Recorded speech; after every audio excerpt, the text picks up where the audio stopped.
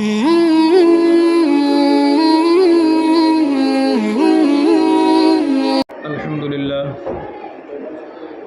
لله وكفى وسلام على عباده الذين اصطفى أما بعد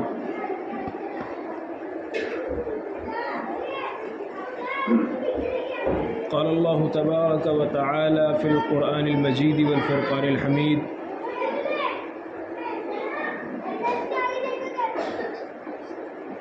فيها يفرق كل أمر حكيم صدق الله العظيم۔ محترم بزرگوں اور دوستوں، دن اور رات سب اللہ تعالیٰ نے بنائے ہیں، اور اسی لیے یہ اس کی مرضی ہے کہ کسی دن کو چاہے فضیلت دے دے، کسی رات کو چاہے فضیلت دے دے۔ جمعہ کے دن کو چاہے سید الایام بنا دے، ہفتے کا سردار بنا دے، رمضان کو چاہے مہینے کا سردار بنا دے، سال کا سردار بنا دے، اور اسی طرح رات کو چاہے فضیلت دے دے، دن کو چاہے فضیلت دے دے۔ تو اس نے ایسا بنایا ہے کہ کچھ راتوں کو، کچھ دنوں کو فضیلت والی بنایا ہے۔ انہی فضیلت والی راتوں میں سے ایک رات ہے جسے ہم شب برات کہتے ہیں۔ بہت سے لوگ اس کو شبرات کہتے ہیں، شبرات۔ یہ شبرات اصل ورڈ اس کا شب برات ہے۔ شب برات فل فارم اس کا شب برات ہے۔ بولتے شارٹ ہو گیا شبرات۔ یہ شب برات کیا چیز ہے اور اس کی فضیلت اور اہمیت کیا ہے؟ چند باتیں، چونکہ ابھی شب برات آنے والی ہے 4 دن کے بعد، تو آپ لوگوں کے حوالے سے، اس حوالے سے آپ لوگوں کے سامنے کچھ باتیں عرض کرنی ہیں۔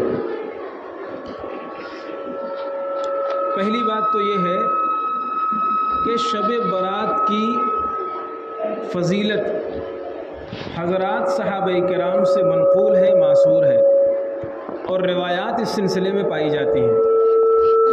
اللہ کے نبی صلی اللہ علیہ وسلم نے اس کی تفصیلات بیان فرمائی ہیں، اس میں کچھ چیزوں کا تذکرہ کیا ہے۔ ایک موقع پر ایک روایت میں اللہ کے نبی صلی اللہ علیہ وسلم نے فرمایا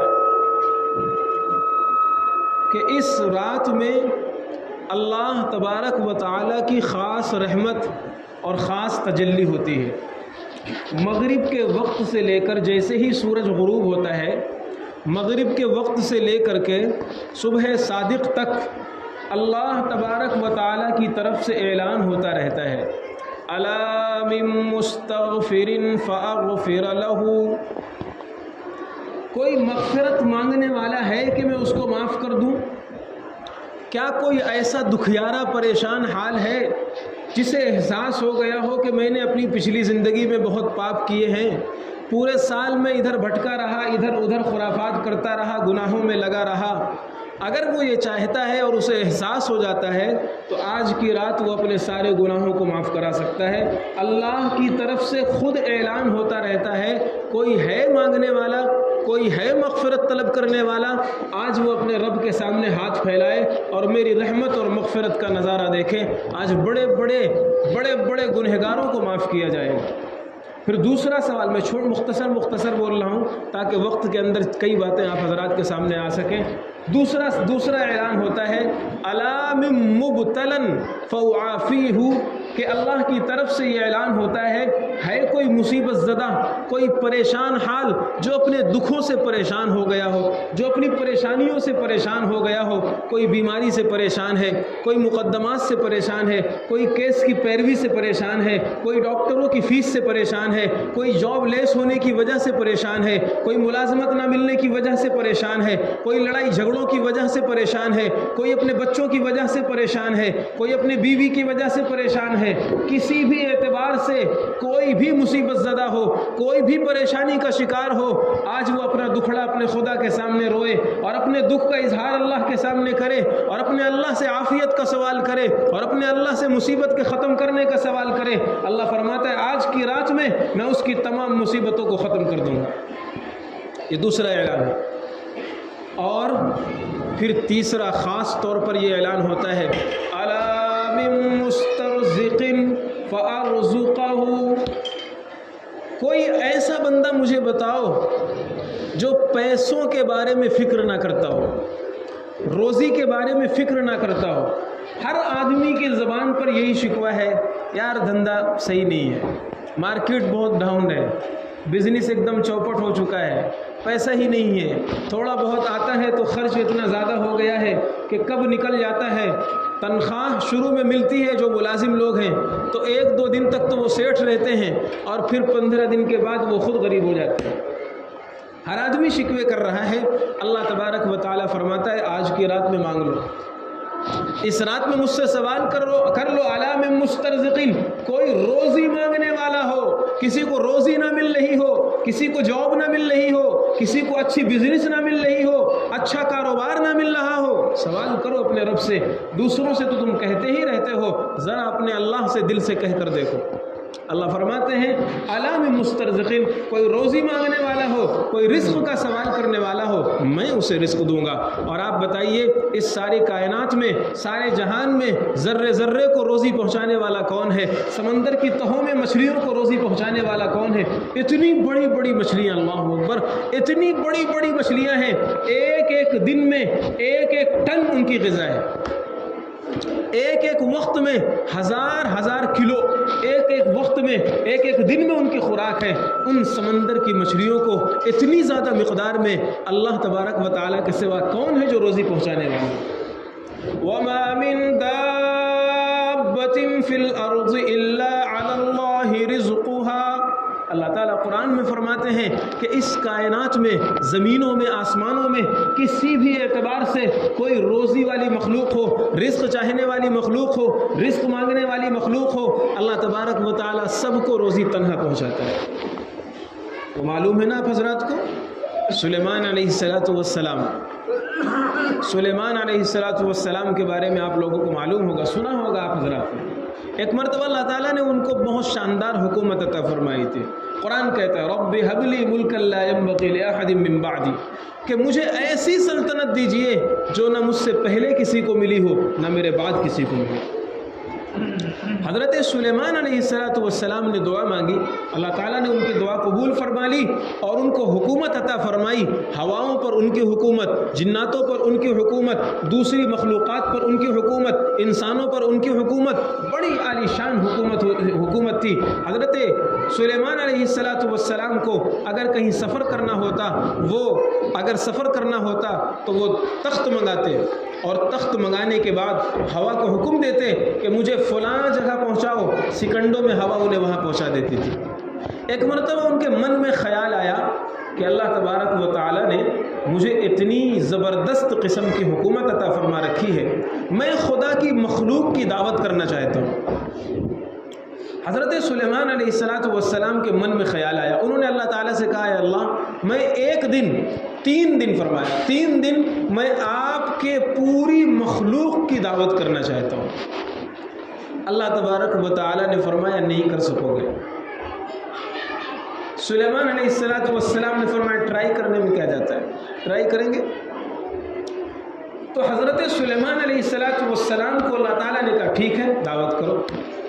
انہوں نے تاریخ کی کتابوں میں مختلف دن لکھے ہوئے ہیں، 18 دن، بعد میں 40 دن، بہرحال جناتوں کی مدد سے، انسانوں کی مدد سے بہت ہی عالی شان دعوت کا نظم کیا۔ کتنا کھانا بنوایا ہوگا اور کتنا اہتمام کیا ہوگا، اور جناتوں کو کام کرنے میں زیادہ ٹائم لگتا ہے؟ کچھ وقت نہیں لگتا ہے۔ جناتوں کو کام کرنے میں یا ادھر ادھر جانے میں وقت نہیں لگتا، وہ نگاہ کی رفتار سے بھی زیادہ تیز جاتے ہیں۔ جیسے آپ کبھی اوپر کسی منزل میں کھڑے ہو جاؤ اور بہت دور دیکھو تو بہت دور کی چیز، کئی کلومیٹر کی چیز دیکھنے میں آپ کو کتنا ٹائم لگے گا؟ سیکنڈوں سے بھی کم۔ جیسے ہی آپ کی نگاہ اٹھی فوراً دکھ جائے گا۔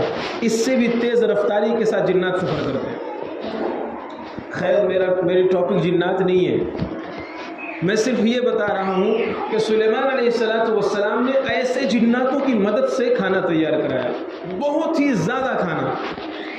تو سوچنے لگے کہاں سے شروع کروں، پہلے خشکی والی مخلوق شروع کروں، پانی والی مخلوق شروع کروں؟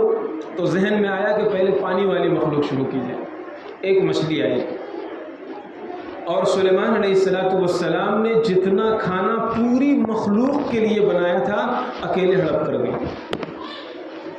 اور اکیلے کھا گئی اور کہنے لگی حل من مزید، کچھ حلوہ بھی ہے؟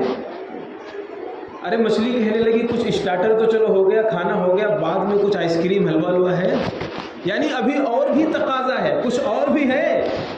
حضرت سلیمان علیہ السلام سجدے میں گر پڑے اور کہنے لگے رب ہے، کسی انسان کے بس کی یہ چیز نہیں ہے۔ مچھلی کہنے لگی میرا رب اس سے زیادہ مجھے 3 ٹائم کھلاتا ہے۔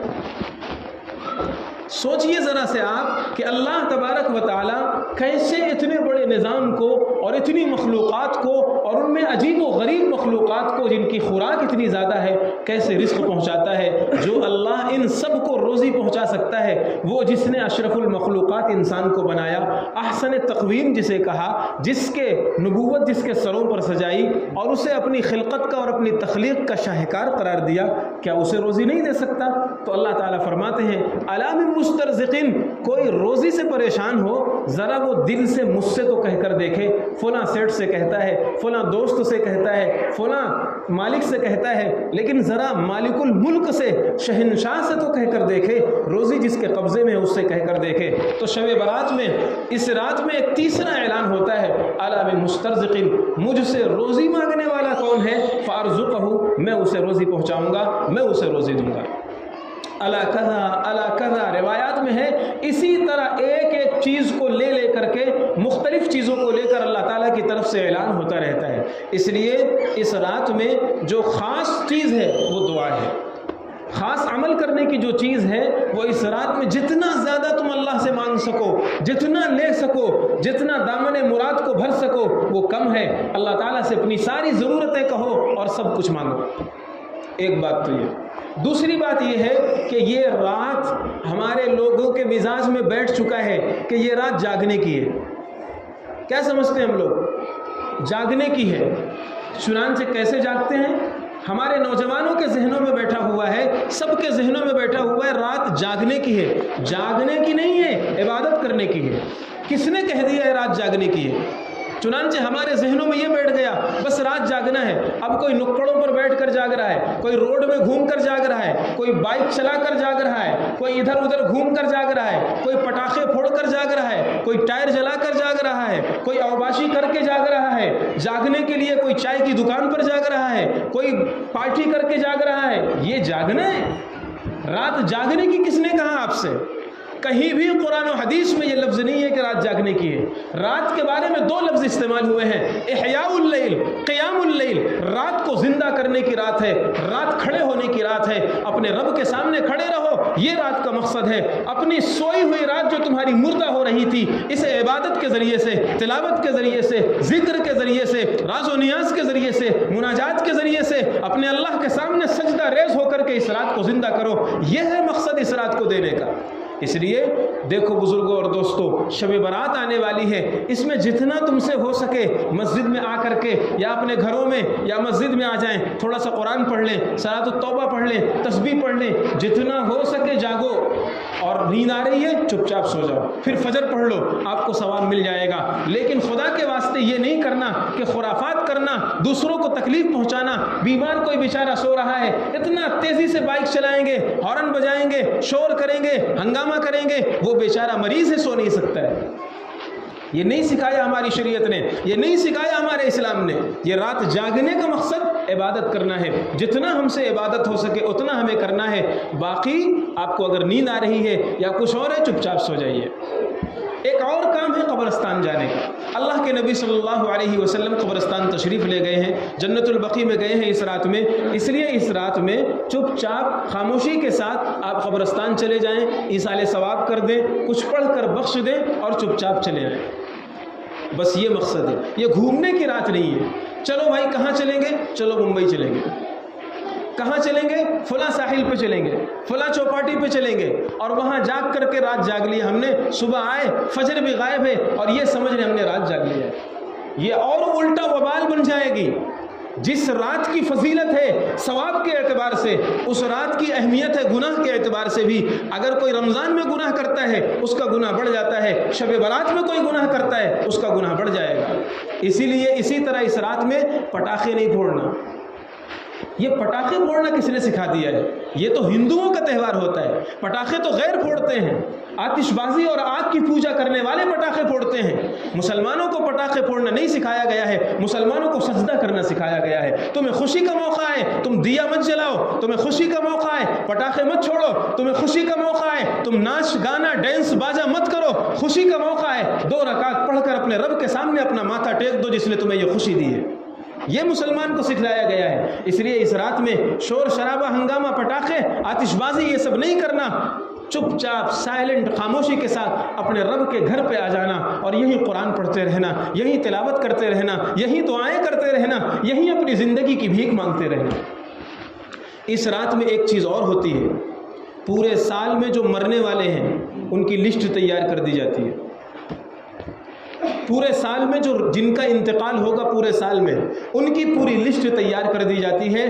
بہت ڈرنے کی چیز ہے، پتہ نہیں ہمارا نام زندوں میں لکھا گیا ہے یا ہمارا نام مردوں کی فہرست میں شامل کر دیا گیا ہے۔ انسان ہنستا ہے، کھیلتا ہے، گھومتا ہے، پھرتا ہے، اسے یہ فرق نہیں، اسے یہ احساس نہیں کہ اس کا نام زندوں سے نکال کر کاٹ کر مردوں کی فہرست میں ڈال کر کے فرشتوں کے حوالے کر دیا گیا ہے۔ اب جب اس کا وقت آئے گا یہ اپنے وقت پر دنیا چھوڑ جائے گا۔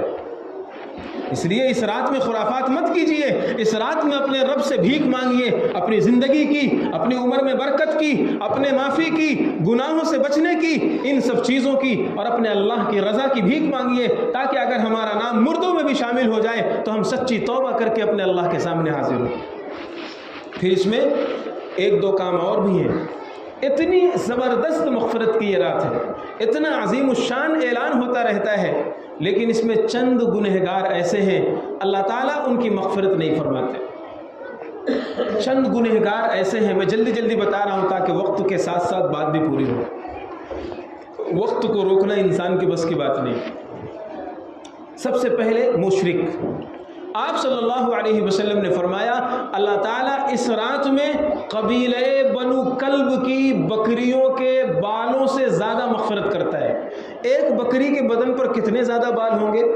اور قبیلہ بنو کلب بہت زیادہ بکریاں پالتا تھا، ان بکریوں کی تعداد کے برابر نہیں فرمایا، بلکہ بکریوں کے بدن پر جو بال ہیں ان بالوں کی تعداد سے بھی زیادہ مغفرت کرتا ہے۔ کتنی مغفرت ہوگی؟ لیکن اس رات میں بھی ایک گنہگار ایسا ہے جسے ہم مشرک کہتے ہیں۔ شرک کی لعنت میں اگر کوئی گرفتار ہے اللہ اس کی مغفرت نہیں فرمائے گا۔ شرک بہت ساری قسم کا ہوتا ہے، شرک بہت طرح کا ہوتا ہے۔ شرک صرف یہی نہیں کہ کسی مورتی کے سامنے اپنا ماتھا ٹیک دو یہی شرک ہے، شرک بہت سارے طریقے کا ہوتا ہے اور اس کی تفصیل کا بھی موقع نہیں ہے۔ جو کسی چیز کو شرک سمجھتا ہو وہ مفتی سے پوچھ کر کے اپنا ڈاؤٹ کلیئر کر سکتا ہے۔ بہرحال ایک شرک کرنے والا اللہ تعالیٰ اس رات میں مشرک کی مغفرت نہیں کرتے جب تک کہ وہ توبہ نہ کر لے۔ دوسرا فرمایا اپنے ماں باپ کا نافرمان۔ اگر کوئی بندہ ایسا ہے جس کا باپ اس سے روٹھا ہوا ہے، جس کی ماں اس سے ناراض ہے اور یہ اپنے ماں باپ کا نافرمان ہے، اللہ فرماتا ہے آج بارش کی طرح مغفرت برس رہی ہے تو بھی اس بارش سے اس کو فائدہ ہونے والا نہیں ہے۔ اس ماں باپ کے نافرمان کی مغفرت نہیں کی جائے گی۔ اس لیے خدا کے واسطے اگر کسی کے ماں باپ ناراض ہوں، بہت سی مرتبہ انسان کیا سوچتا ہے میرے ماں باپ کی غلطی ہے، میرے باپ کی غلطی ہے، میری غلطی تھوڑی نہ ہے، جانے دو ان کو، ناراض ہونے دو۔ ایک صحابی ایک موقع پر آئے، کہنے لگے یا رسول اللہ ہم اپنے ماں باپ کی بات کو کب تک برداشت کریں؟ آپ نے فرمایا ان کے ساتھ حسن سلوک کرو، خیر خواہی کا معاملہ کرو۔ تو انہوں نے فرمایا، سوال کیا کہ اگرچہ میرے ماں باپ مجھ پر ظلم کریں تب بھی؟ آپ نے فرمایا 3 مرتبہ ارشاد فرمایا وَإِن ظَلَمَاكَ وَإِن ظَلَمَاكَ وَإِن ظَلَمَاكَ، ہاں اگرچہ تیرے ماں باپ تجھ پر ظلم کریں تو بھی تو اپنے ماں باپ کے اوپر آواز مت اٹھا، ہاتھ مت اٹھا، دل سے ان کو برا مت سمجھ، ان کی نافرمانی مت کر اور ان کو ناراض مت کر۔ ماں باپ ظلم نہیں کرتے، یہ انسان کو فیل ہوتا ہے کہ میرے ماں باپ مجھ پر ظلم کر رہے ہیں، ہاں کبھی خاص سچویشن میں ہو تو وہ مفتیوں سے پوچھ کر حل کرنا چاہیے۔